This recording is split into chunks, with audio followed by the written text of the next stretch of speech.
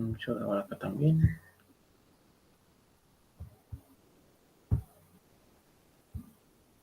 Vamos a grabar también, ok.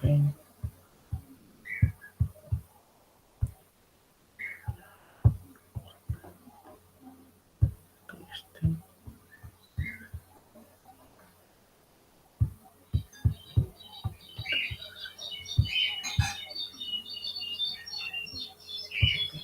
Vamos a esperar unos momentitos más, damos tiempo para que se una alguien más, ¿sale?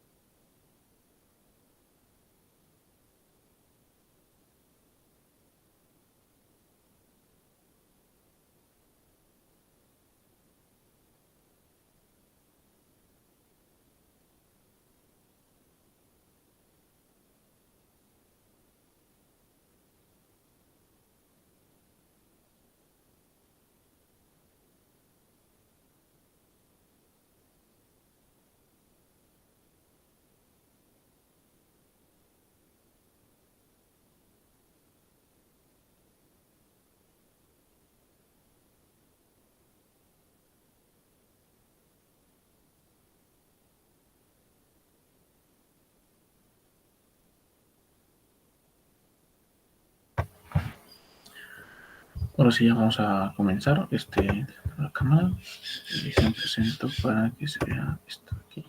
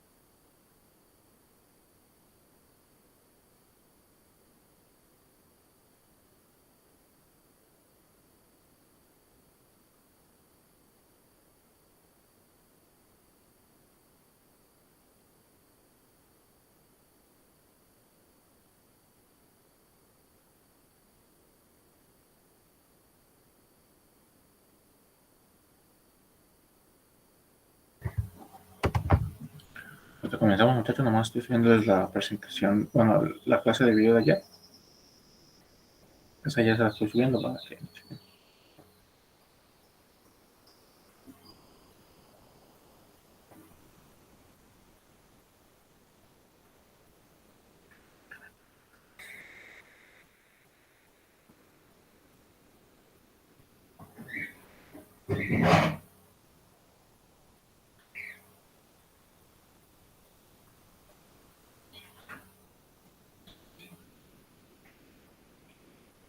Déjense la subo nada más, ¿eh?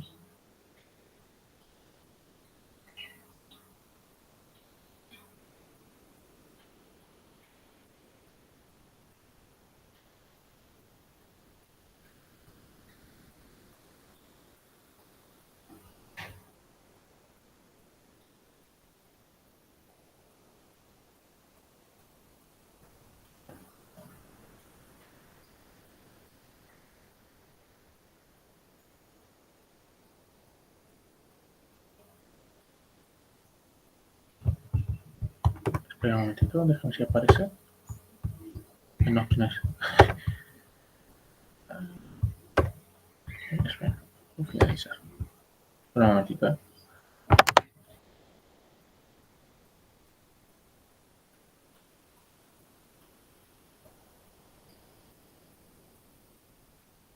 Muy bien, aparentemente ya la subí. Dejen revisar, ¿eh?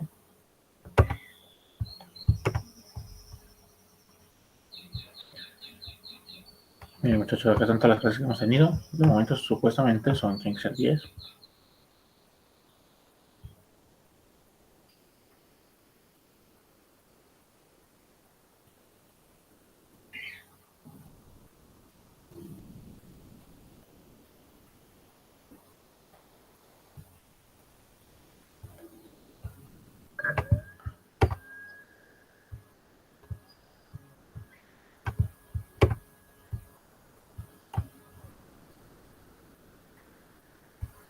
Entonces, supuestamente tienen que ser 10, ¿eh?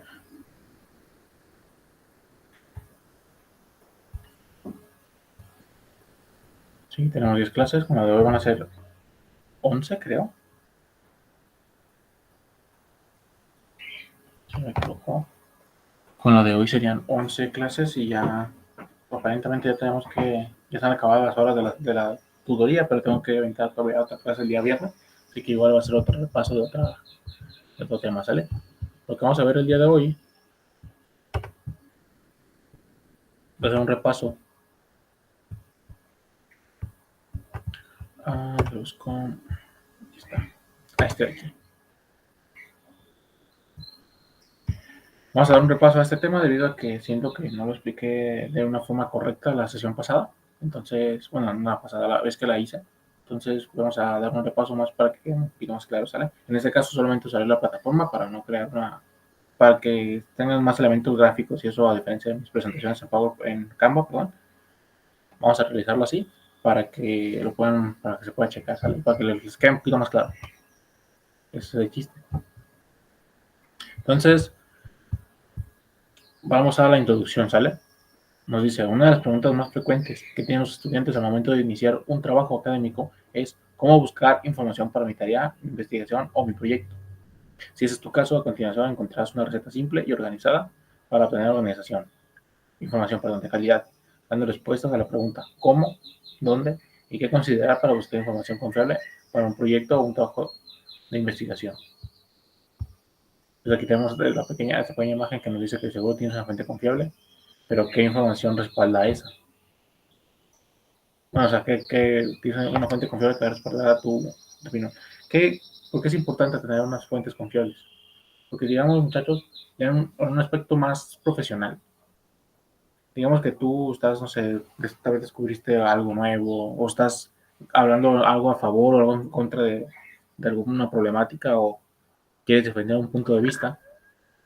Si tus fuentes de la información que estás impartiendo no son confiables, no son, tal vez, si no son confiables, puede, que casi siempre, que no sea muy actualizada, ¿cómo se dice?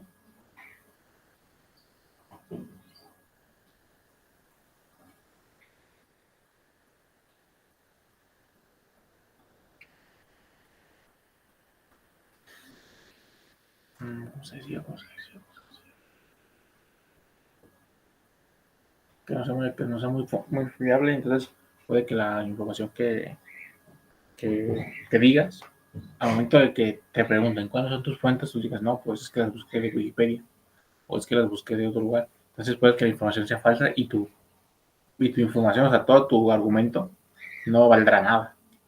No va a valer para nada debido a que la información no sea muy confiable. Lugares confiables que pueden investigar, que igual más adelante lo van a decir, pero igual se los adelanto, porque eso ya lo revisamos. Era páginas como Google Académicos, Microsoft Académicos, páginas de universidades, de artículos científicos, páginas reconocidas, lo que es Wikipedia y como el Rincón del Vago y esas cosas que no son, antes no eran tan desconfiables, eran buenas fuentes de información, pero debido a que a estas páginas cualquiera puede modificar la información a su antojo, hay veces que la información es errónea, entonces por eso es más recomendable que revisen bien su información, ¿sale? Sus fuentes. Bueno, continuemos. Datos e información. Al elaborar un trabajo académico, como estudiante necesitas datos e información clara y pertinente para lograr él o los objetivos de aprendizaje. Una pregunta es, ¿dónde encontrar mi información? Como ya les he comentado, hay páginas en internet, que es la mayoría, porque antes solamente iban a bibliotecas y buscaban libros y ahí casi siempre toda la información era muy confiable. Tal vez el único problema que podían tener es que agarraron un libro muy desactualizado, pero este es como un pequeño paso, una pequeña diferencia a buscar una información que en sí es real en Internet. Entonces, por eso, hoy dice que hoy en día el Internet nos permite encontrar muchas fuentes o recursos de información, ¿sale? Antes les digo, nomás eran en libros, en revistas y nada más. Ahorita ya se maneja así, con Internet, gracias a Dios, nos han facilitado muchas cosas para poder, pues para nosotros los estudiantes poder revisar y ver todo lo que necesitamos, ¿sale? Entonces nos dice, hoy en día Internet nos permite contar con muchas fuentes o recursos de información. Su, su actualidad, variedad, disponibilidad son evidentes ventajas respecto a las encontradas en papel. Como ya les he comentado, lo que se refieren a los libros. Sin embargo, debe tenerse presente que la información disponible no sirve si no se comprende. Además, hay una creciente dificultad para encontrar información útil y verídica. ¿A qué se refiere con que la información disponible no sirve si no se comprende? O sea, no solamente que tienes que hacer eso, ¿vale? No encontrar información, solamente copiar, pegar y llevar y deshacer, no. lo que tienes que hacer es comprender tu información, lo que estás leyendo, ver si te sirve, y ya puedes ahora sí decir si tu información ha sido útil o no es útil, ¿sale? Así puedes saber si la información es verídica, si no es verídica.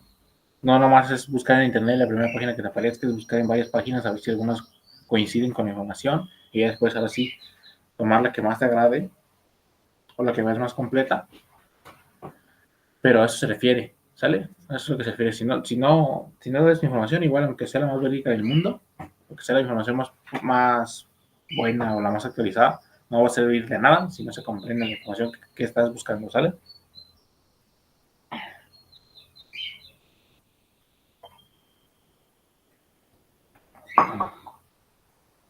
Luego nos dice, ¿qué son las fuentes de información? Al referirnos a una fuente de información, entendemos que se trata de cualquier material o recurso que proporcione información, independiente del formato en el que se encuentre, ¿sale? Como ya os he comentado, puede ser una página de internet, puede ser un video, puede ser un artículo, puede ser un libro, puede ser un periódico, lo que sea, ¿sale? Es un material o cualquier cosa que te dé información, ¿sale? En el contexto académico son muy importantes ya que permiten acceder al conocimiento especializado y contribuyen al aprendizaje significativo, ¿sale? Entonces, decimos que para encontrar nuestra información es buscar en páginas que tengan la información verídica y actualizada para que no haya problemas, porque ese es uno de los problemas un poco más comunes en lo que es la búsqueda de información, que buscan información del año 1900, del año antes de Cristo, casi casi. Entonces, ocupan buscar, aparte de eso, son varias cosas, de parte de que sean actualizadas, de que sean verídicas, de que no sean páginas como las que les comenté anteriormente. Tienen que comprender la información, como ya se había comentado. Si no comprendes tu información, no va a servir de nada que sea la información más actualizada y más fácil de entender, ¿sale? También nos dice que una fuente de información se trata de cualquier lugar en el que podemos sacar información, ¿sale? Como se había comentado aquí, en esta parte de aquí, a eso se refiere. Y dice que es independiente del formato, o sea, puede ser un libro, una página, una revista, un periódico, un video, lo que quieras, ¿vale? Mientras sea información verídica de un lugar, casi casi que puede decirse con renombre, como una institución de universidad, una, una página igual de una universidad o académica, de cualquier cosa, ¿sabes? Ya se había comentado anteriormente, ¿sale? Y eso fue, creo que la introducción, ¿verdad? Vamos al primer subtema o primer módulo, que es la lección 2, el búsqueda de la información. Dice, en Internet es una fuente inagotable de información y es imposible procesar todo lo que ofrece. Por lo tanto, es importante precisar qué tipo de datos serán necesarios para la toma de decisiones. ¿Qué es una búsqueda de información, muchachos? Es el conjunto de tareas, lo vale la definición, es el conjunto de tareas o actividades que tienen por objeto o objetivo poner al alcance de una persona la información que dará respuesta a sus preguntas a través de la localización e, idealmente, el acceso a recursos confiables. ¿Sale? Entonces es eso, o sea, la búsqueda de información es un conjunto de actividades, tareas que tienen vas a tener tú como objetivo para que tú como persona alcances una información que te dará respuesta a todas tus preguntas. Obviamente vas a localizarla idealmente o en el acceso de recursos algo más confiables, pero se refiere a eso, ¿sale? La búsqueda de información que satisfaga todas las preguntas que tú tengas. Si no satisface todas, tal vez la información esté incompleta o no siga esa información que buscaste, ¿sale? Por eso es eso. Tenemos un proceso de búsqueda de información, muchachos, que viene aquí abajo, que nos dice, el proceso de búsqueda de información consta de los siguientes pasos. El paso de cada tarjetita, vamos a leer cada una. Dice, formulación de necesidades de información. Uno son preguntas clave y pasos para definir el tema de la búsqueda, ¿sale? Es el primer paso. En lo que es la selección de fuentes de información, que son fuentes de información, buscadores generales y buscadores especializados. Es donde puedes buscar, ¿sale? Ejecución de la búsqueda es una búsqueda simple, que son estrategias y técnicas, y una avanzada que usa filtros, ¿sale?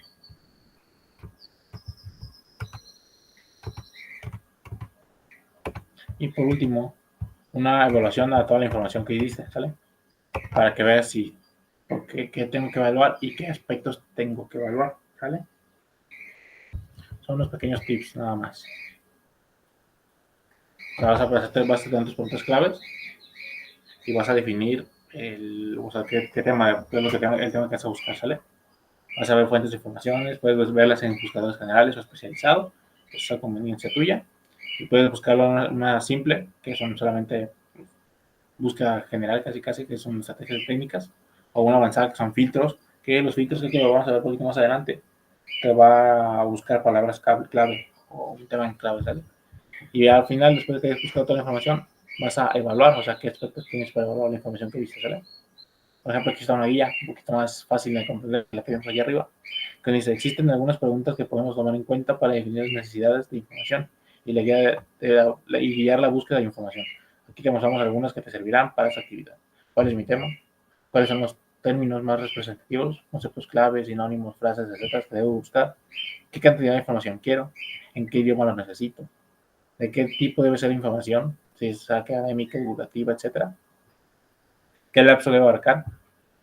Tal vez un lapso más mayor a 3 años. ¿Cuánto tiempo disponible tengo para estudiarla? ¿Qué nivel de profundidad debe tener? ¿Cuál es el formato más adecuado para apoyar la investigación? Y les explico esto, ¿verdad? Es importante preguntarte cuál es mi tema, obviamente. Si no, pues investigas, si es un tema para investigar, ¿sale? Es importante. Luego, eso ya es cuestión propia. Puede que un maestro o alguien más te pida algo en específico. En este caso te dice cuáles son los términos más representativos. Puede que te pidan conceptos claves, algunos sinónimos o frases en general de lo que tienes que buscar, ¿sale? Es solamente eso. La cantidad de información que requieres va a depender de qué es lo que vas a hacer. Si vas a hacer algún tipo de ensayo, una presentación. Bueno, si vas a hacer un ensayo, va a ser un poquito más profundo, más extensa la información. Si es solamente una presentación, tiene que venir un poco completa, pero puede ser resumida un poco. Entonces, que sea un poco más corto. También, en qué idioma requieres la información. Puede que te hayan pedido en inglés, en español. Tal vez te digan, no, muchachos, es que el problema es que si la que está traducida al español viene mal traducida, entonces la información es muy confiable porque algunos términos se confunden.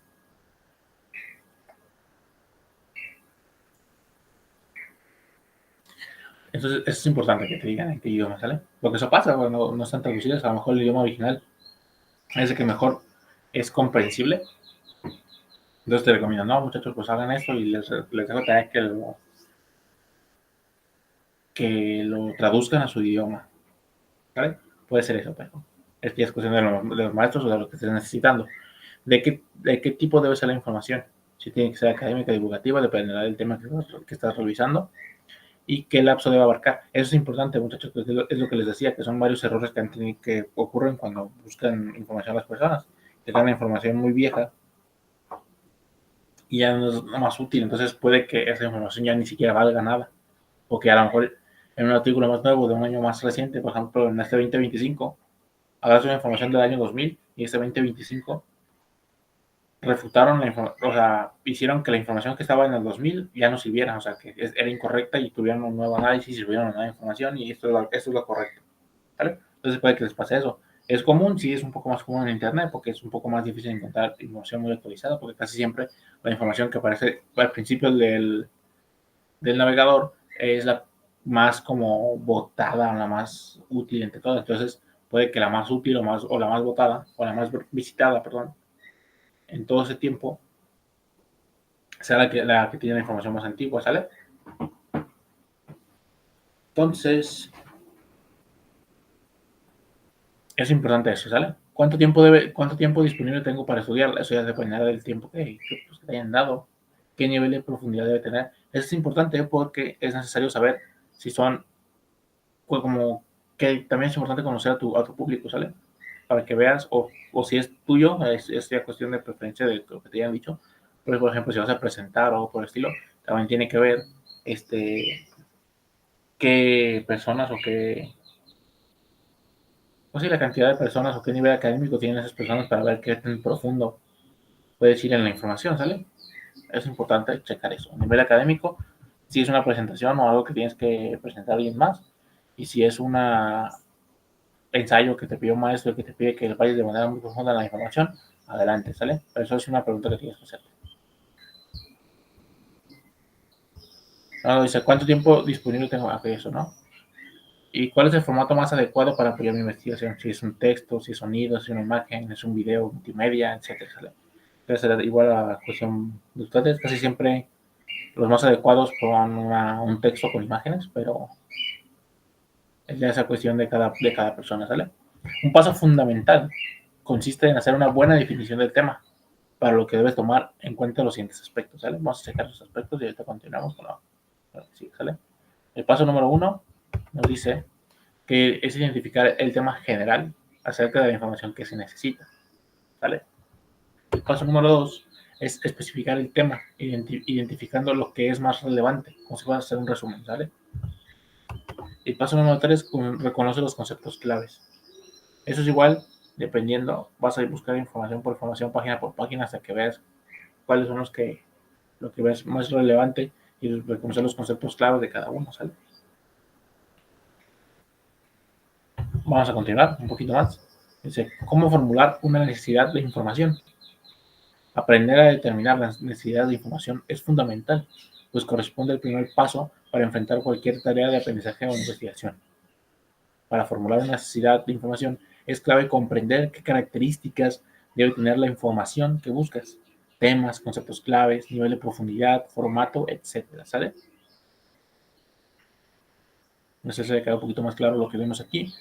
Nos dice que para determinar las necesidades de información, que es fundamental tener el primer paso para enfrentar cualquier tarea. O sea, el aprender a determinar las necesidades de una información es el primer paso fundamental para cualquier tarea de investigación o aprendizaje, ¿sale? Y para que puedas formular una necesidad de información, es clave comprender qué características debe tener la información que buscas, ¿sale? Si es qué tema es, qué conceptos tiene, qué nivel de profundidad tiene o qué formato tiene, ¿sale? Eso se refiere con una necesidad de información, ¿sale? Tenemos varios tipos de fuentes. Que nos dice, para seleccionar el tipo de fuente más adecuado, necesita tener claro lo que deseas encontrar. A continuación, los tipos de fuentes de información, ¿sale? Tenemos dos tipos, fuentes primarias y fuentes secundarias, ¿sale? Las fuentes primarias es información en profundidad para incluirla en un trabajo de investigación y que describa un evento o un hecho desde un punto de vista de un testigo o alguien que lo vivió. Fuentes primarias son memorias personales, discursos, fotografías, entrevistas, cartas, etcétera, ¿sale?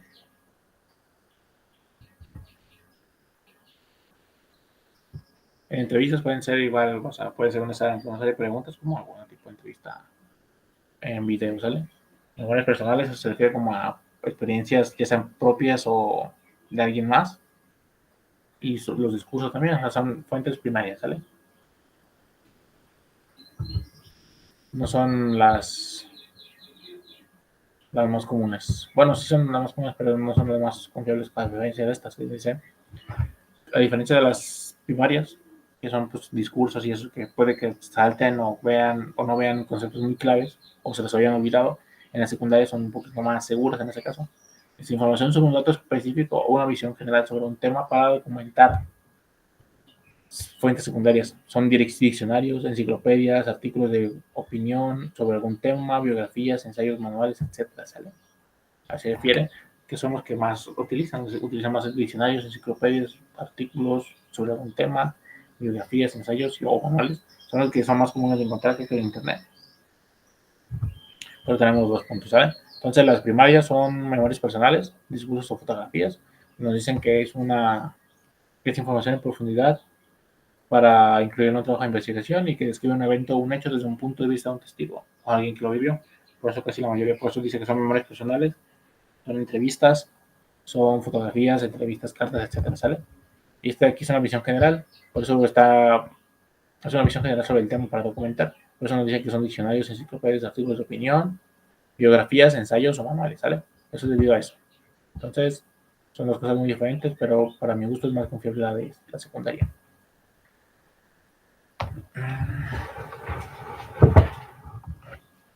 Dice, tabla para realizar una buena búsqueda. Bueno, tablas para realizar una estrategia de búsqueda, perdón. Para la búsqueda avanzada de un tema de interés personal o una búsqueda de tipo académico, te recomendamos el siguiente recurso para realizar búsquedas rápidas y efectivas.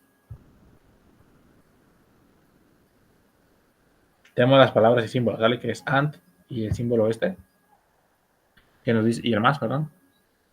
Dice que su función solamente son los resultados. Espera.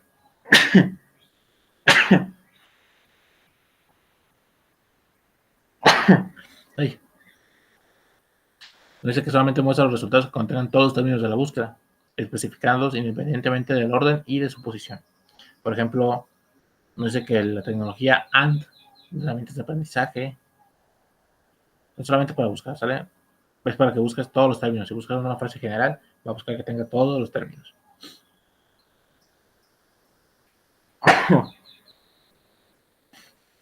Una OR, o el símbolo este, nos dice que muestra resultados que contengan al menos uno de los dos términos que estás buscando, o uno de los términos que estás buscando. Es ventajoso para indicar asociaciones entre palabras o sinónimos en la búsqueda.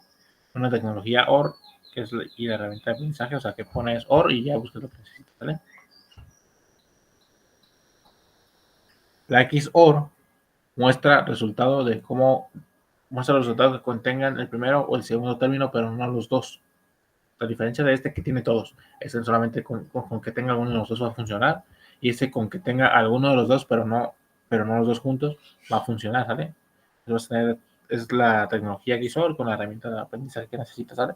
La NOT muestra resultados que contengan solo el primer término y no el segundo. Que solamente te va a mostrar uno, pero el otro no. Solamente te muestra el primero, pero el segundo no te va a mostrar. Las comillas muestran solo aquellos resultados que contengan una frase exacta a partir del uso de las comillas. Por ejemplo, buscar en tecnología como herramienta de aprendizaje. ¿Sale? El asterisco nos dice que muestra una búsqueda en la que se sustituye el asterisco por una palabra. Se usa como un comodín cuando no se sabe qué palabra utilizar, o bien cualquier resultado es útil. Bien porque cualquier resultado es útil. Le está diciendo al motor que puede intercambiar el asterisco por cualquier otra palabra y solamente por, como lo dice, ¿sabes? La tecnología con el asterisco como herramienta de aprendizaje. Puedes poner tecnología y otra palabra que tú quieras como herramienta de aprendizaje. Son como las frases que buscan, ¿sale? Y los dos puntitos nos dicen que restringe la búsqueda a un intervalo determinado, como un periodo de tiempo o un rango de precios en concreto, ¿sale? O sea, si tú quieres buscar, por ejemplo, tecnología como herramienta de aprendizaje desde 1998 hasta 2010, te vamos a dar información desde ese caso, ¿sabes?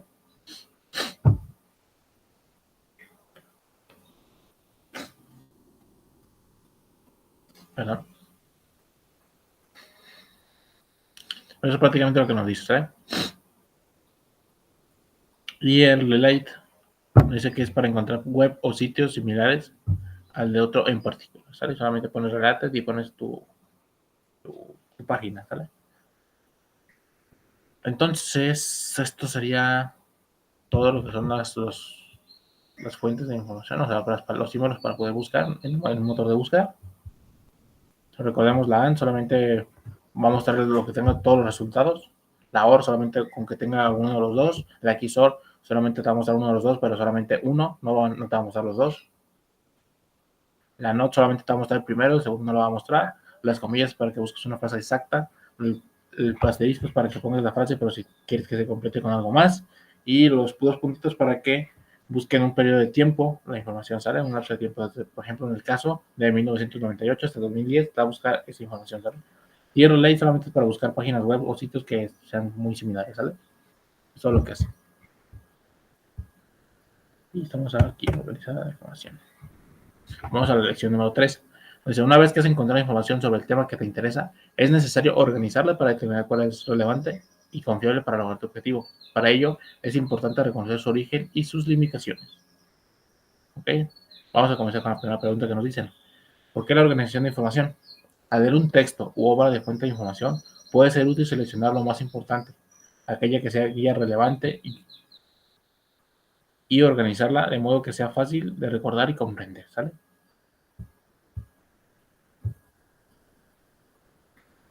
Eso es para que, como lo dices, para organizar la información solamente es para que pueda ser fácil de recordar y comprender solamente. A eso se refiere. Guarda.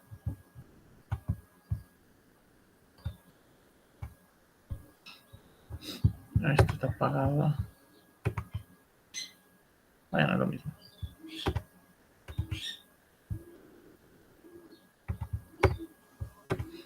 Bueno, igual no lo voy a usar, pero está apagado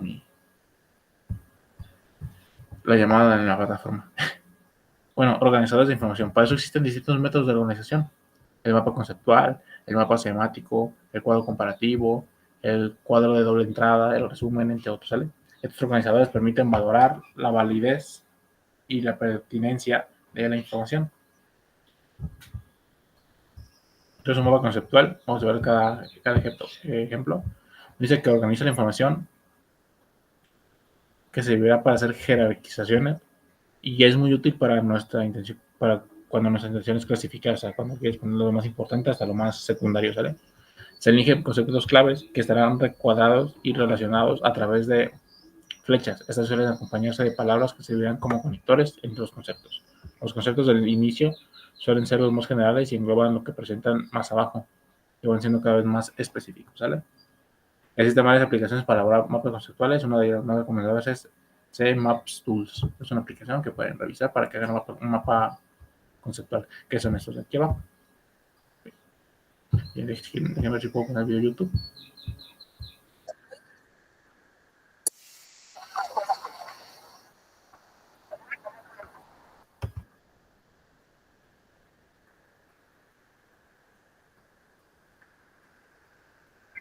Vamos a hablar sobre el mapa conceptual.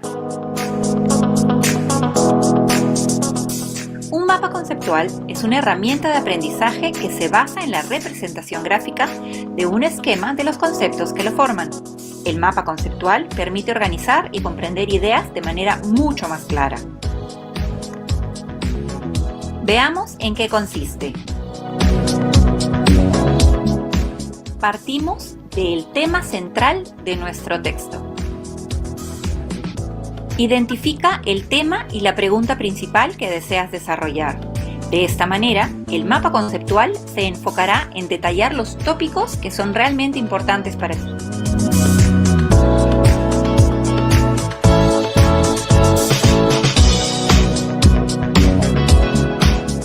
Luego, necesitamos conectar nuestro tema central con otras partes.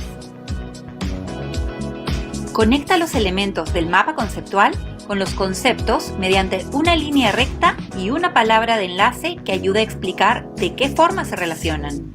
Estas palabras suelen ser verbos y es necesario que sean muy específicas para entender claramente su correspondencia con el texto. Ahora pasamos a identificar cuáles son los subtemas. Identifica varios conceptos sobre el tema que consideres más relevantes y necesarios para poder explicar la idea central. Resúmelos con palabras claves que te sean útiles para entender el texto.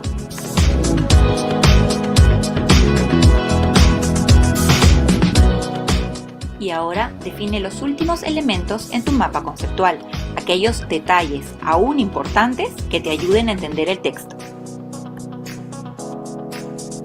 Plantea en primer lugar los conceptos más importantes en la parte superior de la hoja, hasta colocar los conceptos menos importantes en la parte inferior de la misma. Estás haciendo una jerarquización de los temas.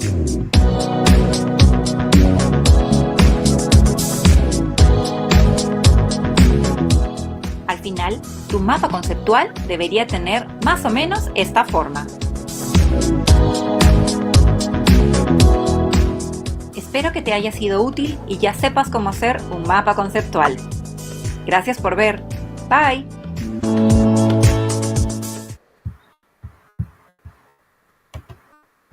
Bueno, ya revisamos eso. Para les haya quedado un poquito más claro, pero el chiste de jerarquizar la información que estamos buscando es para que puedas ver qué es la información que es más relevante. La información que digas, esta puede ser eliminada porque no tiene mucha importancia o no me aporta a mi investigación. Entonces, para eso es el mapa conceptual, ¿no? Puedes ver cuál información es la más importante y cuál no, y puedes eliminarla cuando quieras plantear algo más, ¿sale? El mapa mental es similar al mapa conceptual, solo que tiene sus pequeñas diferencias. O sea, la función es la misma, pero es muy diferente porque este tiene ayudas más visuales, ¿sale? Leamos lo que dice aquí. Dice, en este mapa no podemos jerarquizar información. Se presenta mezclada partiendo de un único concepto. Nos va a ser útil si queremos dar características de algo o precisar un concepto. Los significados de una palabra, las características a las que ella parece asociada. Entonces, una de las herramientas más recomendadas para hacer mapas mentales es Xmind, ¿sale? Vemos un video si quieren para que les quede un poquito más claro cómo se hace un mapa mental. Todo está junto y conectado. Documentos, Drive, Gmail y Meet.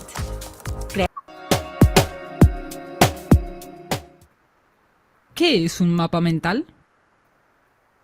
Un mapa mental es un método muy práctico y eficiente para obtener y memorizar información.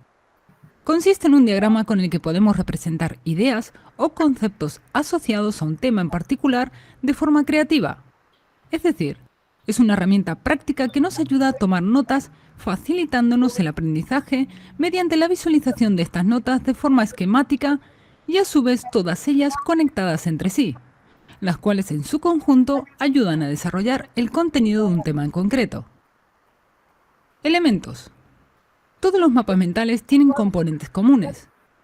Una idea central, el núcleo, del cual irradian una serie de líneas de diferentes colores, acompañados de símbolos, palabras e imágenes para explicar conceptos simples y lógicos. Permiten transformar largas y tediosas listas de datos en coloridos diagramas, fáciles de memorizar y perfectamente organizados. Todo tratado con conceptos simples y amigables para facilitar la memorización al cerebro. Ejemplo. Para entender mejor qué es un mapa mental, imagínate el mapa de una ciudad. Un plano con calles y avenidas principales y que en el centro se encuentra el núcleo. Este núcleo representaría la idea principal. Desde este punto central salen las principales avenidas que representarían a los pensamientos clave del proceso mental. Las calles simbolizarían los pensamientos secundarios, y las imágenes y símbolos representarían los monumentos que serían las ideas importantes. Creador. Los mapas mentales fueron desarrollados por Tony Buzan, escritor y consultor educativo. Desde su juventud, Tony Buzan se vio atraído por métodos de memorización y mejora del aprendizaje a partir de la unión de ideas y desarrollo de la imaginación con el objetivo de resumir al máximo una unidad de información, evitando la redundancia de datos y manteniendo las ideas claves a partir del uso de la creatividad, para plasmar de una forma visual los pensamientos derivados de un tema central. Su gran fuente de inspiración para crear los mapas mentales fue Leonardo da Vinci, ya que éste tomaba notas que contenían líneas, códigos e imágenes que relacionaban el concepto a estudiar. Características. Las 5 características fundamentales de los mapas mentales son: la idea principal se simboliza en una imagen central, los temas principales emanan de la imagen central como ramificaciones, las ramificaciones incluyen una palabra clave dibujada o una imagen en su línea asociada. Es fundamental utilizar diferentes colores para destacar y enfatizar las ideas. De esta forma estimulamos a nuestro cerebro a crear nuevas conexiones. Los temas de menos importancia se representan como ramas de la bifurcación pertinente. Cuanto más lejos se encuentre un tema del nodo central, menor será su importancia dentro del diagrama. Y las ramificaciones forman una estructura de nodos conectados. Espero les haya quedado un poquito claro. Espero les haya quedado un poquito más claro este. Igual son sencillos, solamente que la diferencia del nodo conceptual es que son ramas que van a salir de un punto clave, que es el concepto central. Puedes ponerlo con imágenes. Y pues al final tiene sus ramas, ¿sale? Y como lo dice en el video, mientras más alejada esté la rama del concepto clave, menos importancia tiene a la hora de poder pasar información, ¿sale? Igual esa cuestión de criterio de cada quien, si crees que la información no es muy importante o no.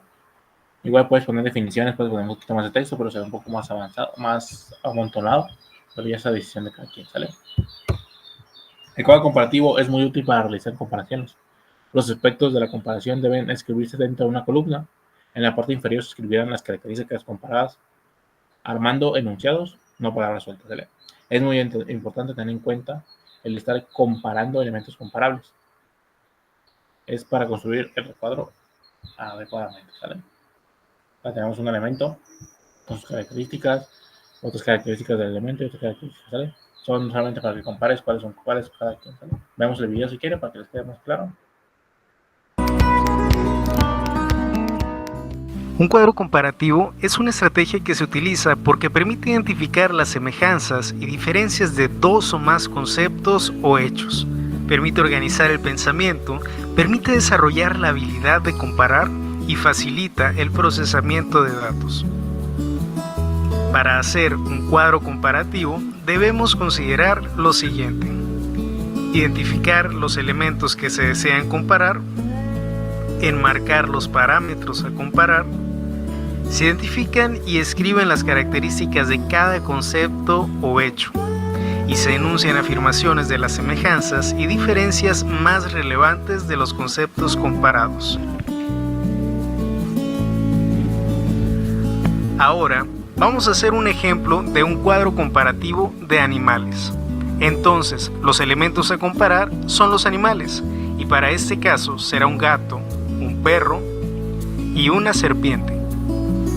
Después, debemos identificar los parámetros a comparar, y en este ejemplo compararemos el tipo de animal que es, su tipo de alimentación y su hábitat natural. Ahora, vamos a identificar las características de cada animal.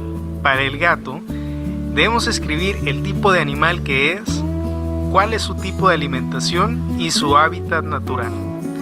De la misma manera lo haremos para los otros dos animales, el perro y la serpiente. Por último, haremos un cuadro más para escribir las conclusiones acerca de los aspectos que hemos comparado de los animales. Con esto, hemos terminado nuestro cuadro comparativo. Debemos considerar que tanto elementos a comparar como los parámetros que se trabajarán dependerá de las indicaciones que se te den o de las características que necesites organizar, por lo que no siempre incluirás conclusiones dentro del cuadro comparativo, además de que puede ser tan extenso como necesites hacerlo.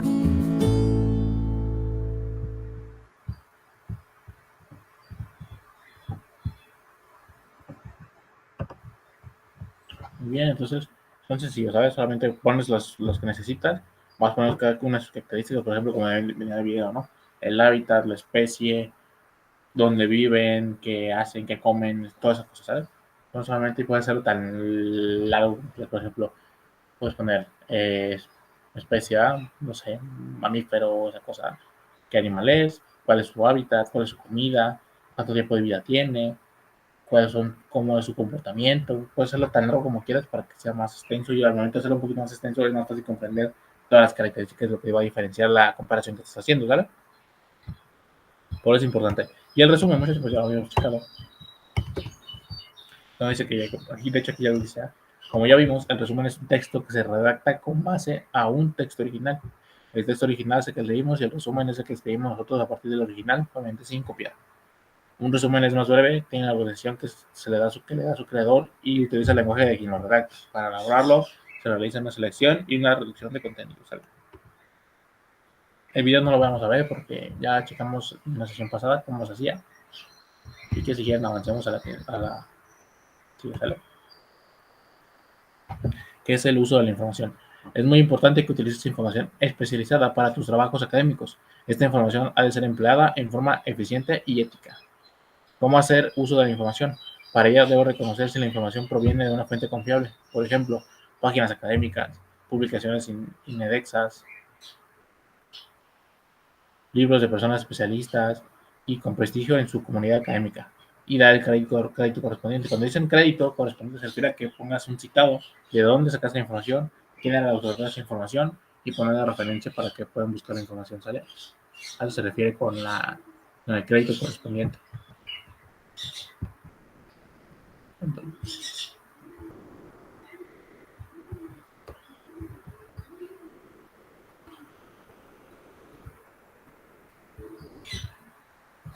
Entonces nos dice, para el uso adecuado de la información, en el ámbito académico debes tomar en cuenta los siguientes aspectos. Son varios puntos otra vez. La información se contextualiza, es decir, se presenta en un conjunto con la fuente de donde se obtuvo. y algunos datos del momento. Y el propósito con el que se generó, ¿sale? Se busca generar y o transformar conocimiento, no reproducirlo ni copiarlo. Y lo más importante es que se haga un énfasis en el cuestionamiento de la información. La información proviene de otros escritos y autores y debe buscarse la manera de integrar la información en el texto que vayas a producir, ¿sale? Por ejemplo, en un trabajo académico dice que existen varias clases de trabajos académicos, algunos más solicitados que otros, por ejemplo, informes, artículos, ensayos, revisiones, bibliografías, resúmenes, monografías, memorias y portafolios. Los trabajos académicos corresponden al resultado de una investigación acerca de un tema y ponen de manifiesto la capacidad de buscar y analizar con profundidad acerca de un asunto asignado, ¿vale? O sea, todas esas cosas que vimos, que son los informes, artículos, ensayos, revisiones, bibliografías, resúmenes, monografías, memorias y portafolios, son fuentes o son artículos confiables que puedes encontrar en un ámbito académico, ¿vale? Son importantes porque puedes buscar información desde esa parte de ahí, ¿sale? Nos dice las citas y las referencias. Ya les había comentado de las citas, pero pues aquí no lo van a volver a decir. Dice, otros elementos relacionados con el uso académico de la información son las citas y las referencias. Dice que revisamos el siguiente video para que puedas ver cómo se usan. Lo checamos. ¿Sale? Usar la información con un fin específico de una manera eficiente y ética forma parte de las competencias informacionales. En el contexto de la enseñanza superior técnica profesional, es clave desarrollar este aprendizaje, pues está relacionado a la generación de un nuevo conocimiento. Pero, ¿qué significa saber usar la información? Si partimos de la consideración de que todo conocimiento nuevo se construye en base a información que ya fue formulada antes por otros autores, se entiende saber usar bien la información como dejar constancia de la autoría de cualquier idea que utilicemos en nuestros trabajos. Si no se realiza esta acción, se incurre en plagio, concepto referido a la copia de ideas ajenas presentadas como si fueran propias. Entonces, ¿cómo podemos incluir ideas presentadas en la obra de otro autor en un trabajo nuestro? Principalmente incorporando citas. Para hacerlo correctamente, el documento que utilicemos debe presentar datos clave como autor, nombre y año de la publicación, ya que deberá dar cuenta de ello en nuestro trabajo. Por esto, se recomienda utilizar información encontrada en Google Académico, Biblioteca Digital Duoc UC y bases de datos, pues la mayoría de los textos alocados aquí contienen estos antecedentes. Pero, ¿cómo citamos?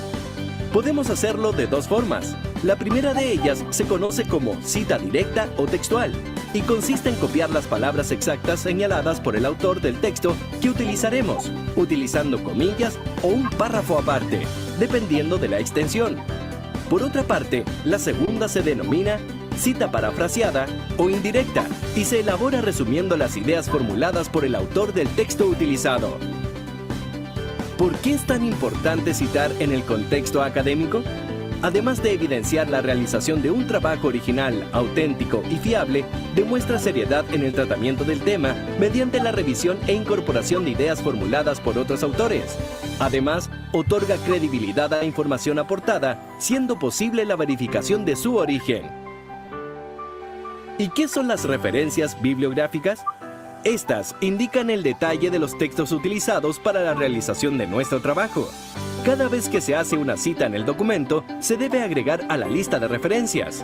Entre los datos más destacados de cada elemento incorporado están los apellidos y nombres del autor, año y título de la publicación, edición, lugar, editorial, número de colección, link de la página, etc., fundamentales para identificar el recurso usado por el autor.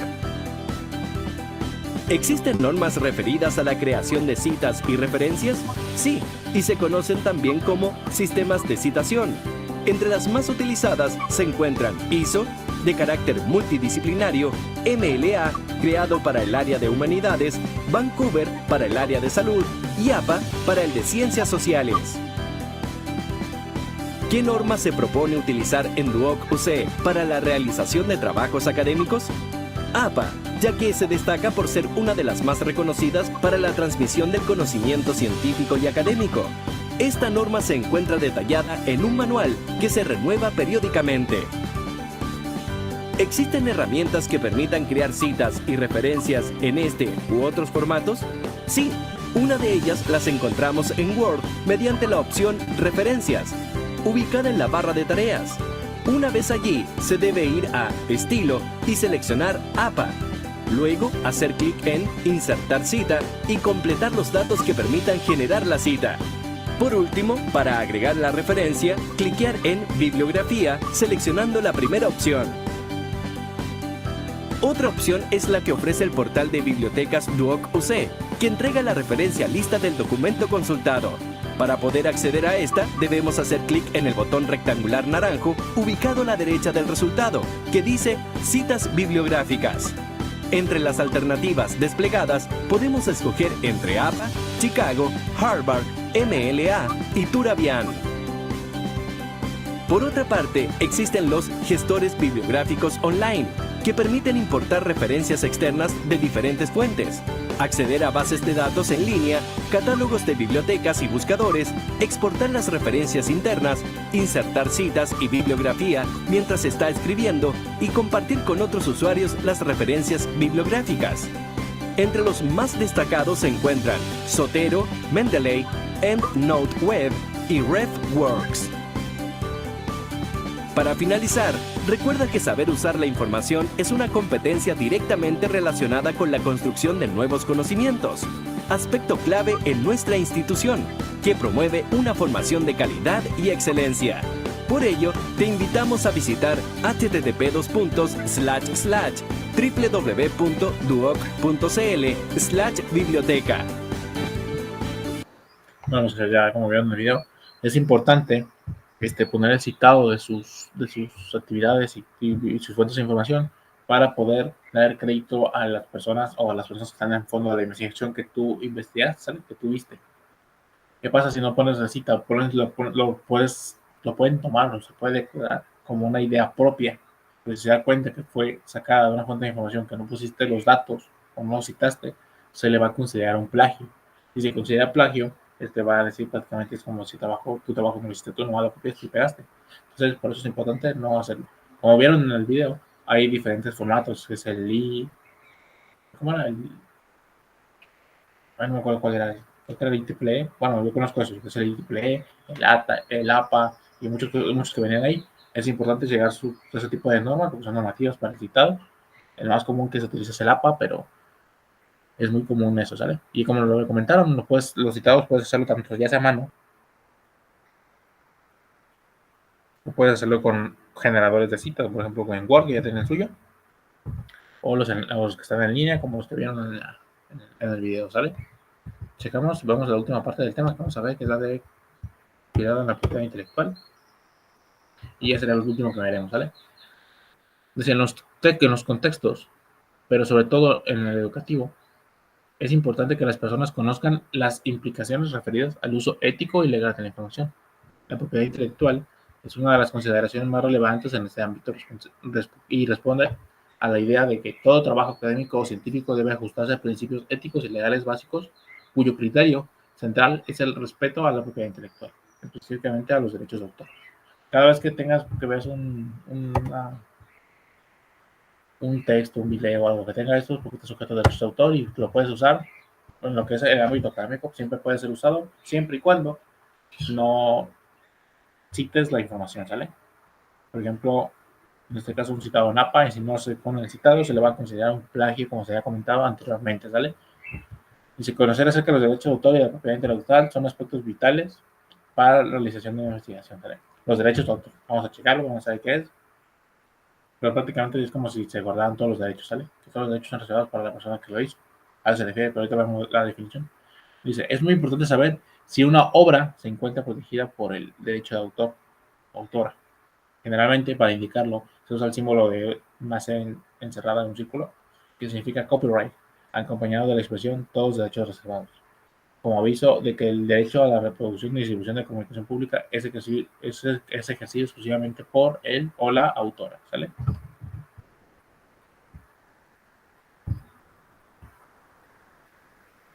Esos son todos los tipos de que se pueden, de copyright, ¿sale? Es muy importante saber si una obra se encuentra protegida por el derecho de autor. Generalmente para indicarlo se usa el símbolo de C, que significa copyright. Eso ya lo vimos, ¿vale? Por ejemplo, este es el símbolo que tiene copyright, que solamente pues, para el autor, pues, puede ser reutilizado, no se puede monetizar esa información, ¿vale? Entonces, es más habitual encontrar dos C en la página de crédito de los libros o textos, el del autor y el de la casa editora, ¿sabes? Procediendo seguido el año de la publicación. Eso no quiere decir que los datos no se pueden utilizar, siempre y cuando se incluyan citas, ¿sale? Como ya se había comentado, puedes utilizar todo lo que tenga copyright, siempre y cuando tengan citas. En lo que es la búsqueda de información, si pones un citado de la información que viste y todo eso, puedes poner tu video, perdón. Puedes sacar información siempre y cuando lo cites. Si no lo citas, no se puede utilizar, ¿sale? El plagio, que ya lo vimos anteriormente en el video. Entonces, el respeto a la propiedad intelectual es fundamental. Sin embargo, existen algunas prácticas que atentan contra él. Esto se ha dado gracias al rápido y fácil acceso que se tiene a cualquier información a través de Internet. Existen tres formas de plagio. Vamos a verlo. El plagio literal, que consiste en copiar exactamente una frase o un texto y emplearlo en el trabajo sin realizar ninguna modificación. O sea, que si haces esto, haces control C y control V en tu archivo de Word y lo pegas, es un plagio literal, ¿sale? El plagio mosaico consiste en copiar frases o textos de una o más fuentes sin hacer paráfrasis ni indicar el autor y la fuente original. Es igual, o sea, si te metes a una página y copias varias frases, es un plagio mosaico, ¿sale? Si no lees paráfrasis es igual. Y si le haces una paráfrasis, entre comillas, pero no es correcta, también se considera una paráfrasis inadecuada, que dice que consiste en la reformulación de la idea obtenida de la fuente con gran parecido original. O sea, si no cambiaste casi nada, es una paráfrasis inadecuada y se va a considerar un plagio también, ¿sale? Tienes que checar eso. Dice, para evitarlo debe cambiar la mayoría de las palabras del texto original. O sea, si vas a hacer la paráfrasis, hacerlo con tus palabras, pero cambiando de manera adecuada la información, ¿sale? Ahorita vamos a ver el video si quieren para que lo chequen. Cómo se hace toda la propiedad intelectual.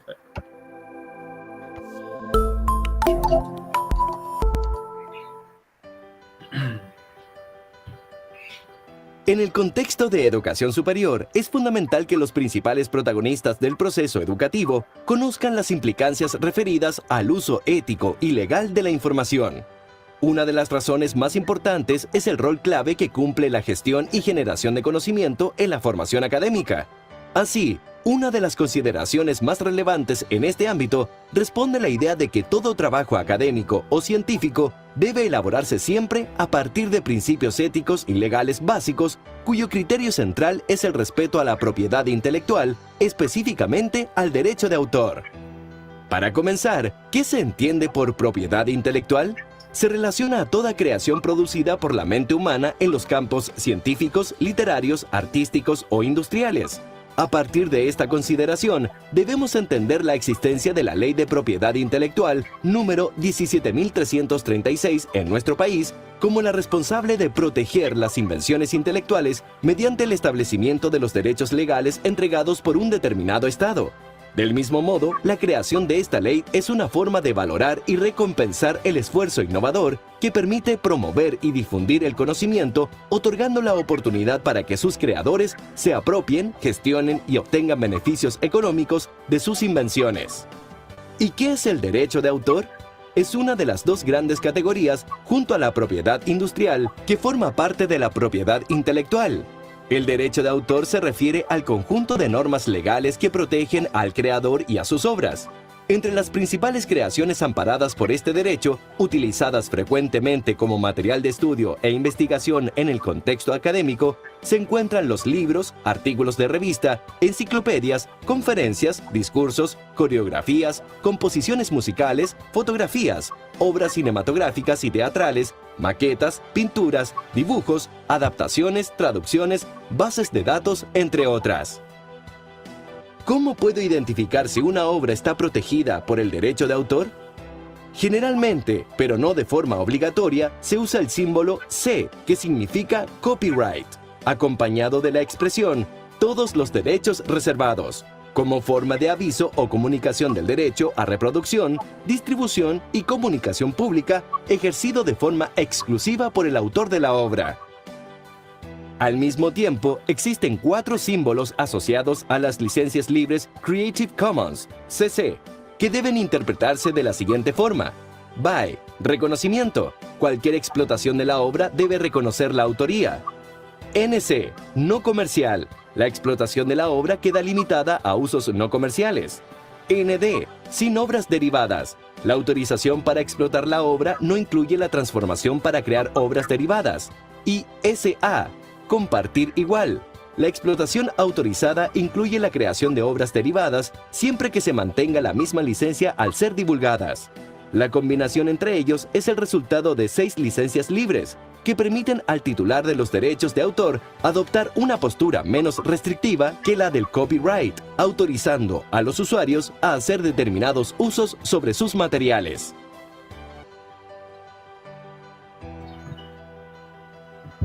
Entonces, esto que vimos aquí, muchachos, es importante, que nos dice que siempre se tiene que dar reconocimiento al autor, que no se puede comercializar, o sea, que no puedes pagar, que no se puede derivar información de esta, y viceversa, ¿sabes? Eso fue importante checarlo. También nos decía una parte, no me acuerdo cuál era,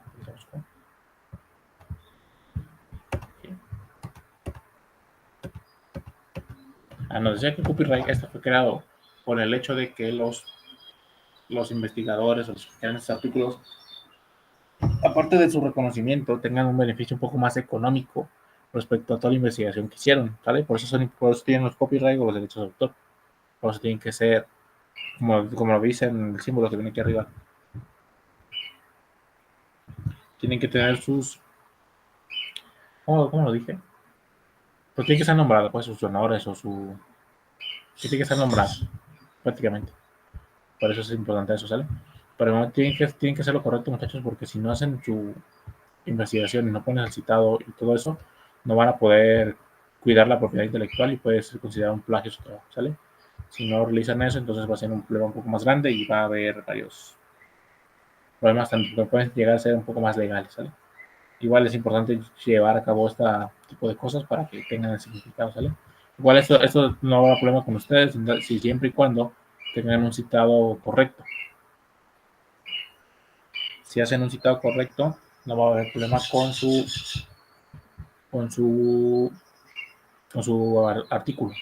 Si en dado caso hacen un citado, si no citan, se le va a considerar plagio, que solamente va a ser como, dependiendo del caso de lo que hicieras, si solamente copiaste, si copiaste partes por partes para que se vas así salteado, o si la paráfrasis que hiciste, que a lo mejor dijiste, no, pues hago una paráfrasis para no poner derechos de autor, pero si hiciste la paráfrasis de forma muy inadecuada, se puede también considerar una parte de plagio y no va contra tu trabajo, ¿sale?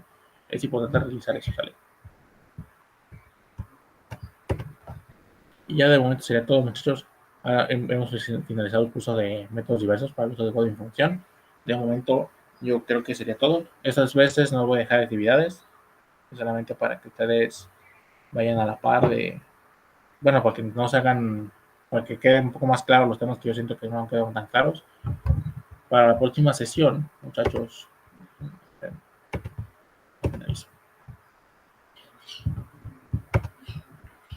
yo estoy viendo cuál quedó más mal, si este o este. Creo que va a ser este de aquí, datos y videos de textos.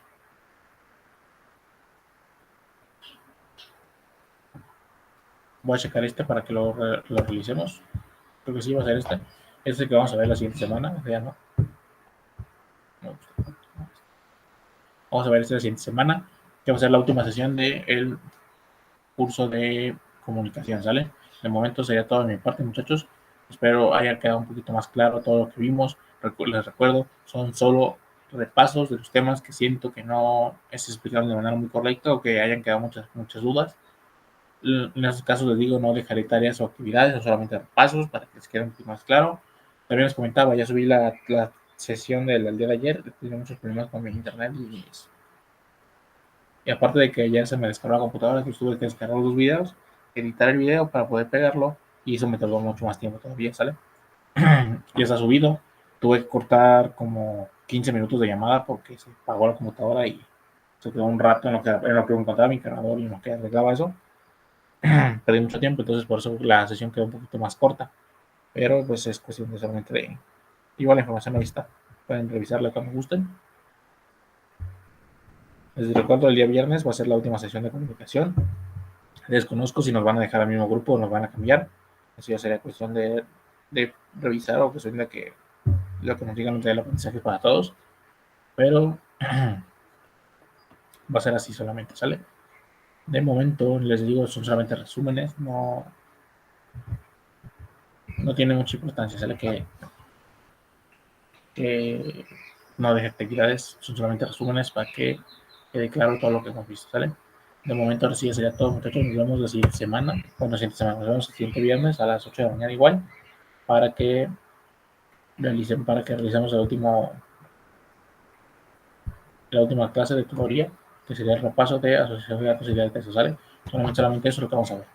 De momento sería todo. Muchachos, nos vemos. Hasta la próxima. Bye.